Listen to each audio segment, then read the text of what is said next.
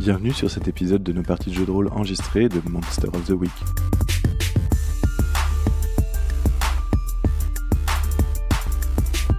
Vous êtes sur la saison 1 qui s'intitule Le projet Daisy.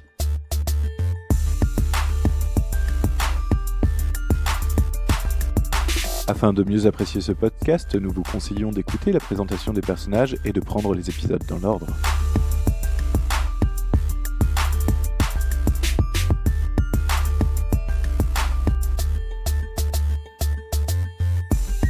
Dans cet épisode, Jord incarne Denzel, l'élu. Pinky incarne Shepard, un monstre.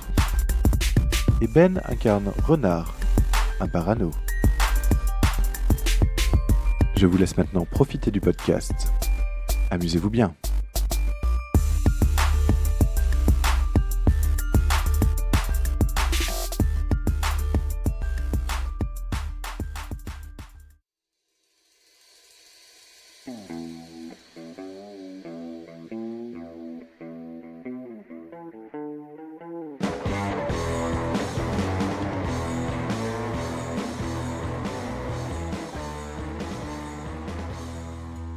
Ok, résumé des épisodes précédents. Renard et Mercury sont donc partis soigner les blessures de Mercury pendant que Denzel et Shepard exploraient le bunker. En explorant le bunker, ils ont trouvé divers textes et grimoires ésotériques. Ils ont pu explorer les sous-sols du bunker où ils se sont aperçus que la créature et l'invasion étaient bien avancées puisque tout était recouvert de toiles d'araignée. Diverses expériences avaient été menées pour hybrider des araignées avec d'autres espèces. Ils se sont battus contre certains de ces hybrides. Ils sont repartis dehors, ils sont allés à la clairière que leur avait indiqué Renard la dernière fois pour découvrir que, il y avait plein de cocons qui étaient ouverts et ils se sont donc rendus en ville. En ville, ils se sont aperçus que, l'invasion avait déjà commencé, que beaucoup de gens avaient été, enfermés dans les cocons, que d'autres, avaient été, mutés et ils se sont frités avec un groupe de 3 hybrides, humains araignées avant de les mettre en déroute. Ils se sont ensuite, précipités dans un magasin de chasse, une armurerie, pour y récupérer des munitions, de quoi faire quelques explosifs et surtout des sifflets à ultrasons, vu que les quelques pages traduites, du grimoire ésotérique leur apprenaient que les sons que les êtres humains ne peuvent entendre peuvent affecter les esprits qui sont à l'origine de ces créatures. Est-ce que vous avez des questions ou des choses à rajouter là-dessus? Non, juste dire que dans mes souvenirs, on n'était pas passé par la case de clairière, mais on est allé directement, pour moi, du bunker jusqu'en ville. Ah, possible. J'avais l'impression Oui. que vous étiez passé par la clairière, mais bon. Non, Benoît, on ne peut passer par la clairière, non. Ouais, il me semble De pas. mémoire, ça me semble pas. On avait bien exploré le bunker. bunker, on ouais, on était- est passé on- dans le on temps. avait cramé les sous-sols. C'est ça. Bien cramé les sous-sols d'ailleurs, c'était rigolo. Et non, on n'a pas été sur la clairière. Alors du coup, vous avez rencontré une Spider Witch là ou pas? C'est quoi tout à fait? Non, on a rencontré des chiens dégueux, des chiens araignées, enfin des trucs un peu dégueulasses, qui avaient une belle meute, hein, il y en avait peut-être 5-6, je sais plus. Ouais. Enfin, il y en avait pas mal. Donc ça c'était dans le bunker, on les a cramés, tué quelques-uns, puis cramé le reste en gros. Et donc en ville, après, on a vu des hybrides araignées humains. Mais la méga araignée, que nous avait décrit Dr Mercury, on l'a pas vue. Pas encore. Sinon, on l'aurait cramé. Sinon, on l'aurait cramé tout à fait avec le reste. On a été particulièrement efficaces. Une synergie rare. L'importance du move aidé. Ouais, ça a été assez efficace de ce point de vue-là. On a quand même eu quelques ratés. D'ailleurs, j'ai réussi à passer un niveau d'expérience. J'ai choisi l'invincible, hein, d'ailleurs. Oui, je me souviens. Tu vas voir, c'est pratique. Ah oui. Je suis dorénavant invincible. Plus rien ne peut m'arriver. C'est ce que mon personnage pense. À une ou deux vaches près, hein, c'est pas sûr, c'est exact. C'est ça. Donc du coup, les visages qu'on voit sur le corps de la première araignée, ce seraient les esprits qui seraient utilisés pour créer les On a un peu d'informations par rapport à ça. Mais c'est une possibilité. On l'a pas revue de toute façon, la bestiole, donc on ne sait pas si elle a encore des visages dessus, si elle en a plus, ce qui pourrait expliquer qu'effectivement qu'elle les utilise pour faire autre chose. Alors, du coup, combien vous avez compris que les bruits stridents faisaient mal aux esprits? Que les ultrasons faisaient. C'était dans le grimoire, en fait. C'est ce qu'on a traduit du grimoire qui était dans le laboratoire de la scientifique. Donc, elle fait bien un mélange de biologie et de sorcellerie. Oui, c'est ça, ouais, a priori.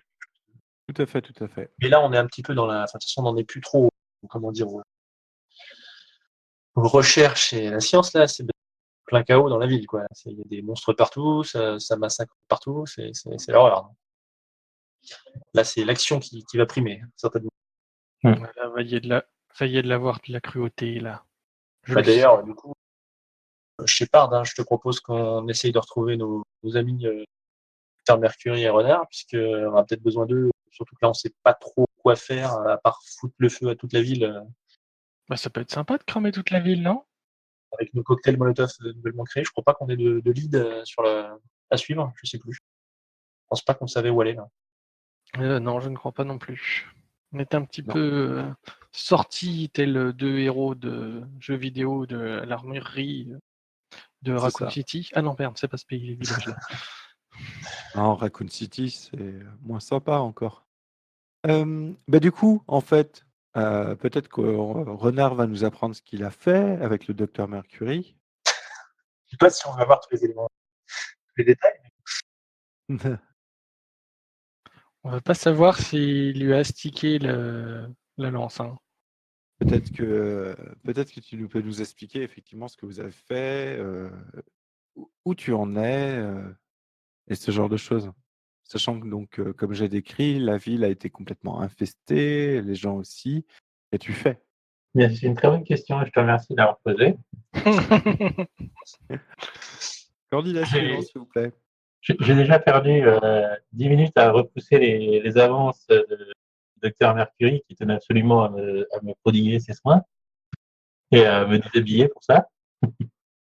Mais au bout d'un moment devenu très gênant, on a essayé de les retrouver nos chers compagnons, je pense. Mais on s'est un peu perdu. Enfin, on a pris un autre passage. On a dû se croiser, en fait, je pense. Hein. Possible. Et d'ailleurs, on peut rajouter un croisement ou pas? C'est-à-dire qu'à un moment donné, vous avez choisi de revenir en ville. Je pense que Dr Mercury aurait préféré retrouver le shérif avant tout. Je sais pas, c'était quoi votre objectif à vous en revenant en ville? Vous auriez pu aller à la carrière, parce que toi, tu avais les coordonnées, justement, si cette carrière. C'était même ta trouvaille. Hein. Oui. Mhm. Par ton super téléphone high-tech. Oui, c'est moi, désolé. Une chose est sûre, c'est que vous n'avez pas, avec le docteur Mercury, recroisé les autres. Par contre, peut-être que tu t'es séparé du docteur Mercury à un moment ou à un autre pour justement mener des recherches ou que ce genre de choses, je ne sais pas. Qu'en penses-tu? As-tu une idée Bah, de... Moi, en tout cas, j'étais particulièrement tiré par les souterrains, les anciens souterrains militaires pour essayer de trouver des informations, bien sûr, sur les vraies raisons pour lesquelles notre chère doctresse faisait ses expériences. Et pour Ça, qui, surtout. c'est ce qu'ont fait les autres, en fait. C'est Ouais, ce c'est qu'ils ce qu'on a fait. ont, c'est ce qu'ils ont exploré, en fait. Donc, tu risques de vite retomber sur des laboratoires retournés entièrement dans tous les sens et des sous-sols entièrement calcinés au cocktail Molotov. Mhm.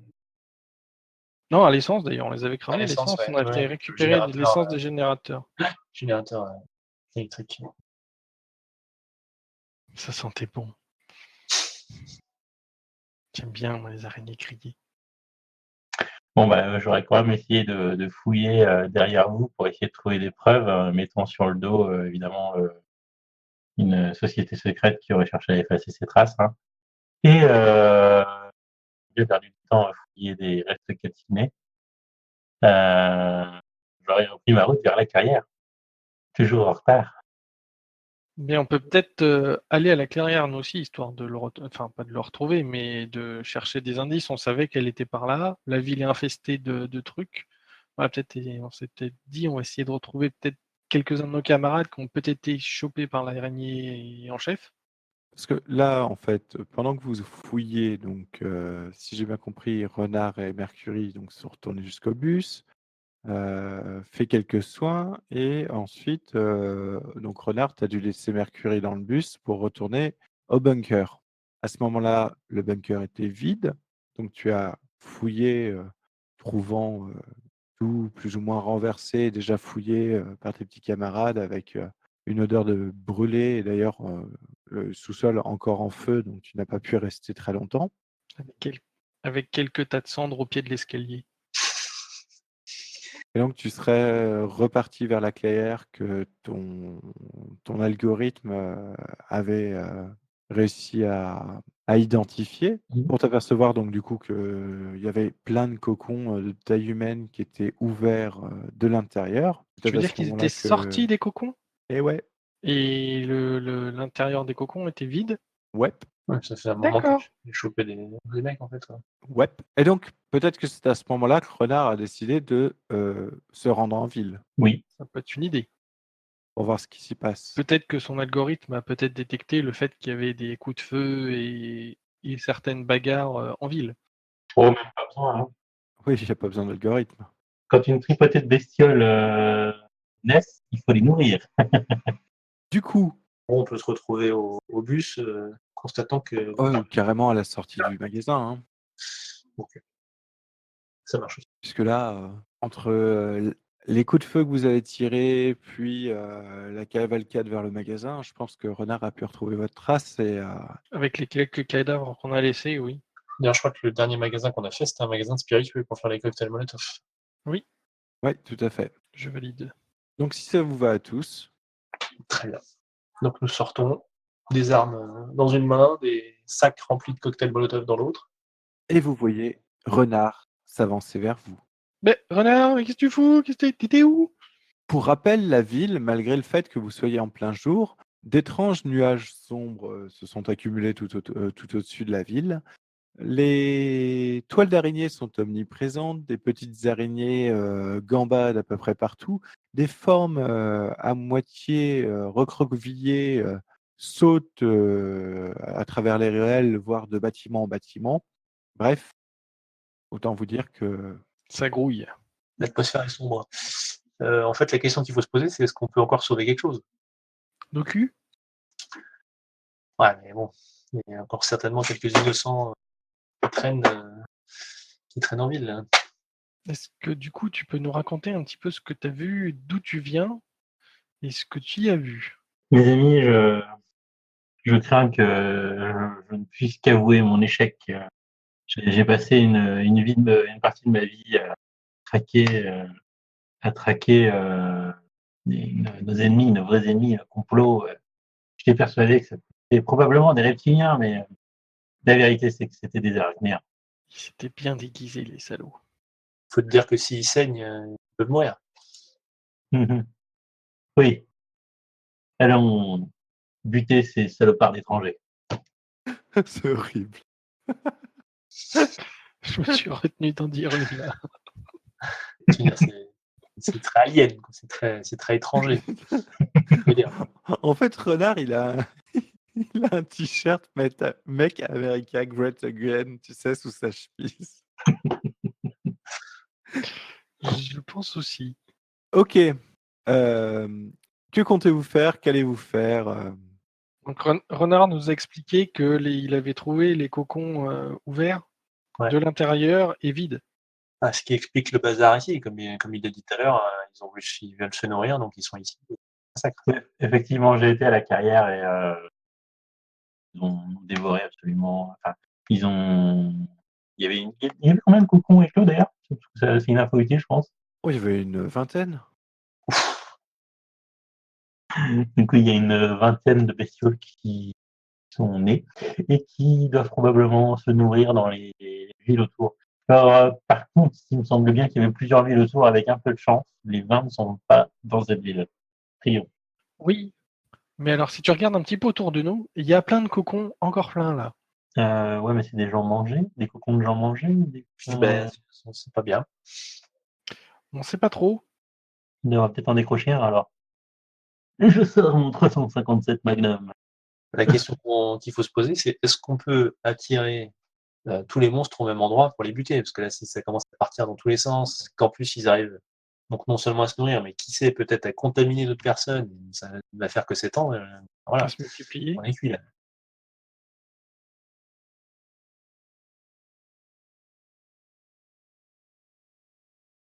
Moi, je pense que je peux proposer une idée. C'est une idée qui est très pratiquée dans les États-Unis d'Amérique dès que la situation devient catastrophique avec des envahissants. On les brûle. Mexique. C'est le Mexique. Et là, en fait, ils sont déjà pendus, il n'y a plus qu'à les brûler. Ouais, je valide aussi.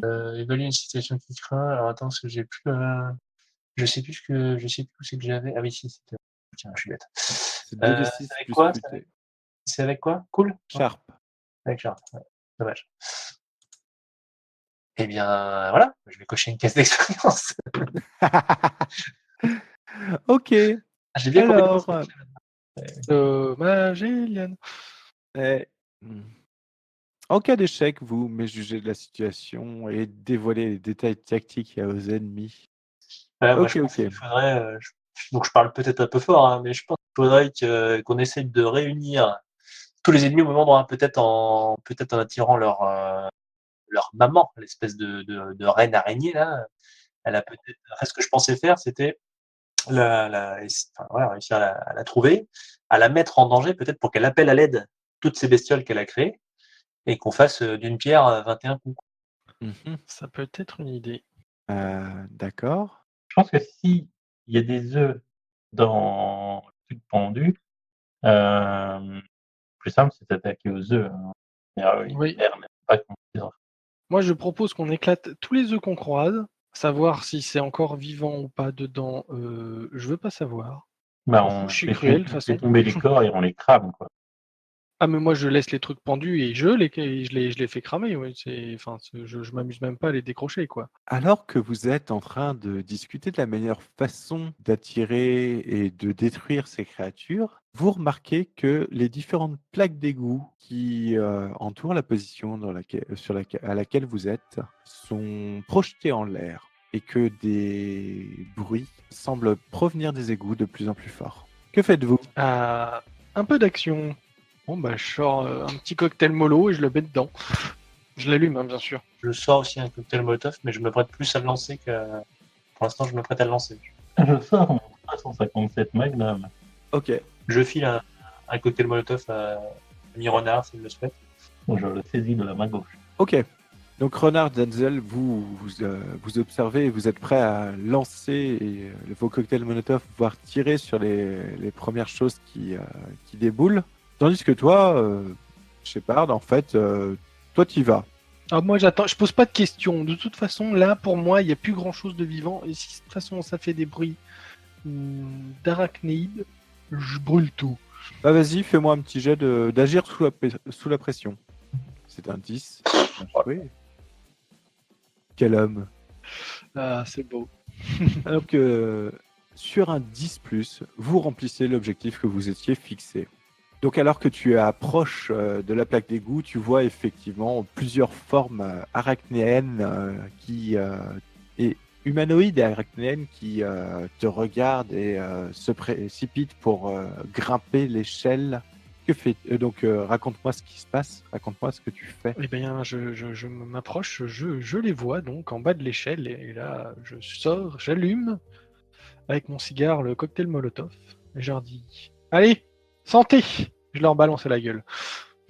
Et du coup, le liquide enflammé et poisseux se colle à leur chitine qui commence à fondre alors qu'elle se barre, courant dans les égouts, hurlant de douleur et surtout la flamme du cocktail restant au bas des escaliers, faisant barrage si d'autres souhaitent s'avancer par ici. Que faites-vous de plus? Alors que des autres plaques d'égout, d'autres formes. Ça a l'air de marcher, les gars. Allez-y, servez-leur l'apéro. Ah bah, si ça commence à sortir sur les autres plaques d'égout, je balance aussi. Hein. Ah bah, je t'en prie, un petit jet agis sur la pression. 9. C'est pas une totale réussite, manifestement. 9, c'est une réussite. L'issue n'est pas si rose. Tu as un choix difficile à faire ou un prix à payer. Eh bien, c'est simple. Je te propose que tu as réussi à lancer le cocktail Molotov, que tu as réussi à bien viser l'entrée des égouts, mais que avant que le cocktail ait pu s'écraser à l'intérieur et bloquer le passage, une créature a réussi à sortir et fonce sur toi. J'ai hésité une seconde, effectivement. J'ai cru reconnaître un ami. Et non. J'ai cru reconnaître le docteur Mercury, j'ai hésité une seconde. Une créature a réussi à passer. Ok. Du coup, une créature fonce vers votre position. Et toi, renard, que fais-tu? Je tire. Tu tires. Ah, vas-y. C'est un jet de... Bah là, casser des gueules. Oublie pas l'XP, Benoît, dès que tu fais un 6 ou moins. Oui, tu peux te rajouter un point d'expérience. Donc la créature est encore loin, ce qui te protège de prendre directement un dégât. Par contre, elle fonce sur vous et te percute, t'envoyant rouler par terre alors qu'elle se rue sur toi et que tu as lâché ton arme. Que faites-vous?